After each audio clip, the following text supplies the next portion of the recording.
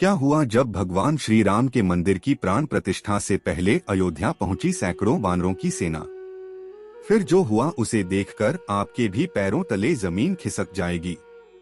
जैसे जैसे प्राण प्रतिष्ठा की तारीख नजदीक आ रही है, वैसे वैसे अयोध्या में चमत्कार पर चमत्कार हो रहे हैं।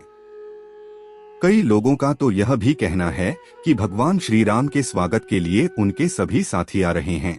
लेकिन आज के वीडियो में वह सभी चमत्कार के बारे में बात करेंगे, जिसे देखकर वैज्ञानिक भी हैरान हो गए हैं। मंदिर निर्माण के दौरान हुए चमत्कारों को सुनकर आप भी चौंक जाएंगे।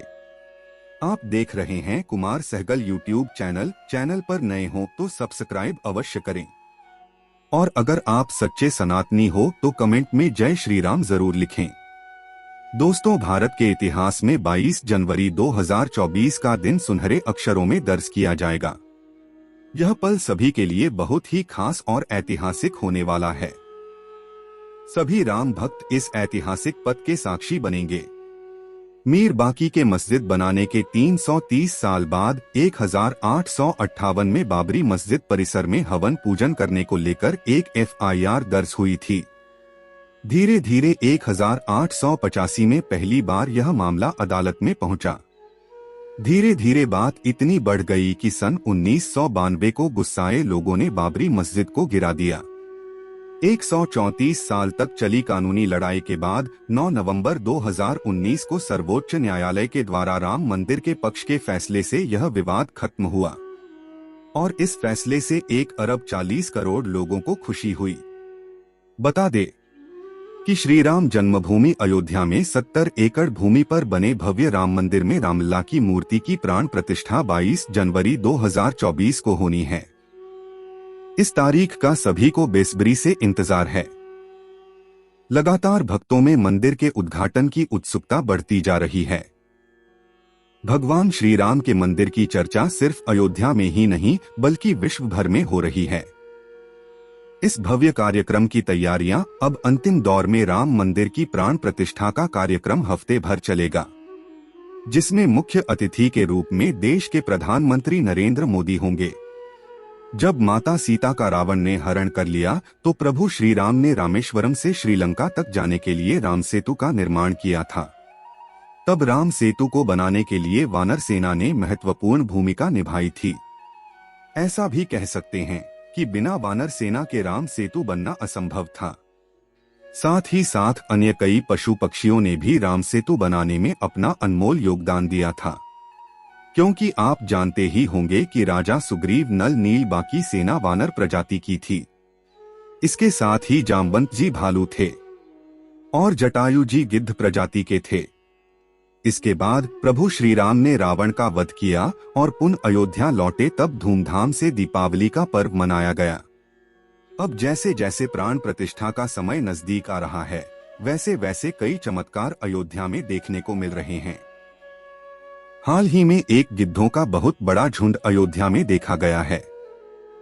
ऐसा कह रहे हैं ये गिद्ध कई सालों पहले विलुप्त हो चुके थे, लेकिन अचानक से इन गिद्धों का सामने आना भगवान श्री राम से जुड़ा बहुत बड़ा चमत्कार बताया जा रहा है। साथ ही साथ अयोध्या के लोग इन्हें जटायु का वंशज बता रहे हैं और उनकी पूजा कर रहे हैं। दोस्तों, अयोध्या नगरी के अंदर ही भगवान श्री राम का जन्म हुआ था, जिसका जिक्र वाल्मीकि की रामायण में भी है।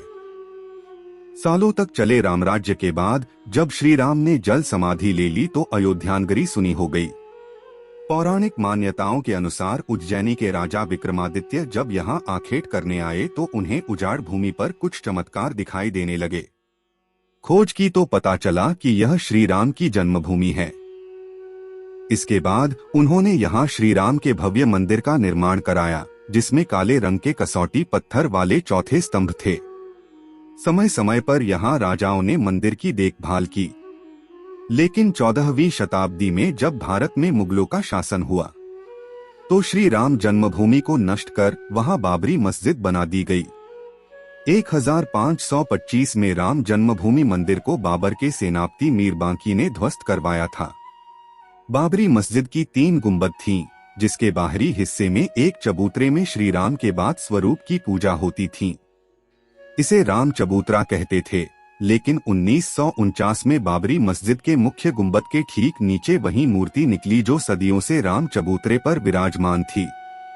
बाबरी मस्जिद और राम जन्मभूमि मंदिर पर सालों चले विवाद के बाद आखिरकार श्री राम की अपनी जन्मस्थली पर प्राण प्रतिष्ठा हो रही है। दोस्तों, अयोध्या में दुनिया का सबसे बड़ा विशाल मंदिर बन रहा है। लोग बेसब्री से इंतजार कर रहे हैं। राम मंदिर के लिए कुल 67 एकड़ जमीन है, जिसे से 2 एकड़ में मंदिर बन रहा है। पहले मंदिर के मुख्य शिखर की ऊंचाई 128 फीट थी, अब यह 1661 फीट होगी। 3 की जगह 5 गुंबद और 1 मुख्य शिखर होगा।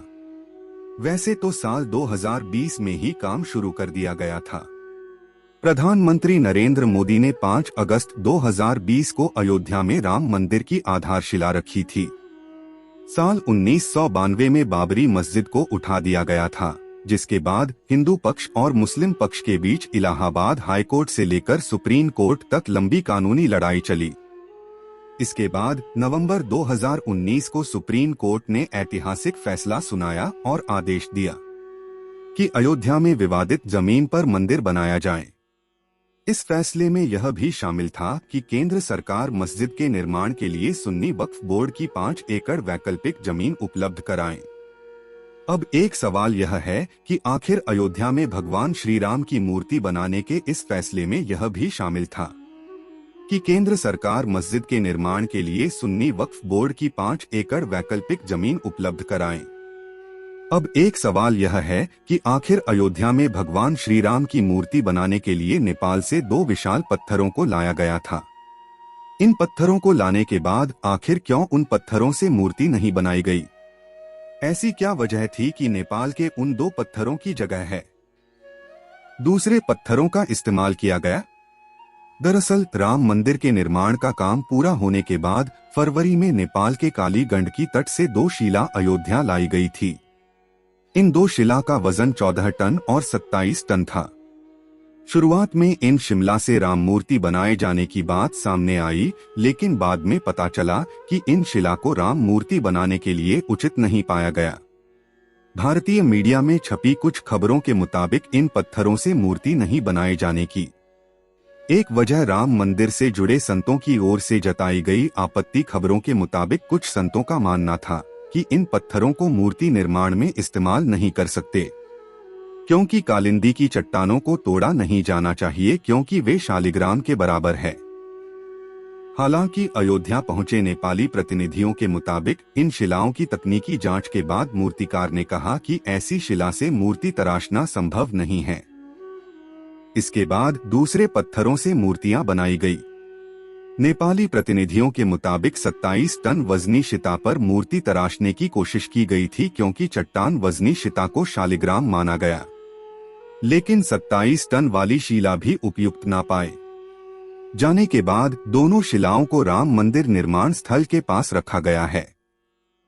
भारतीय मीडिया के मुताबिक राम मंदिर के गर्भगृह में रखने के लिए देश की अलग अलग जगहों से लाए गए पत्थरों से 3 मूर्तियां बनाई गई है। इनमें से सबसे अच्छी मूर्ति का चयन कर उसे गर्भगृह में स्थापित किया। वैसे बात करते हैं राम मंदिर के इतिहास की, तो इतिहासकारों के अनुसार कौशल प्रदेश की प्राचीन राजधानी अवध को कालांतर में अयोध्या और बौद्ध काल में साकेत का जाने लगा। अयोध्या मूल रूप से मंदिरों का शहर था।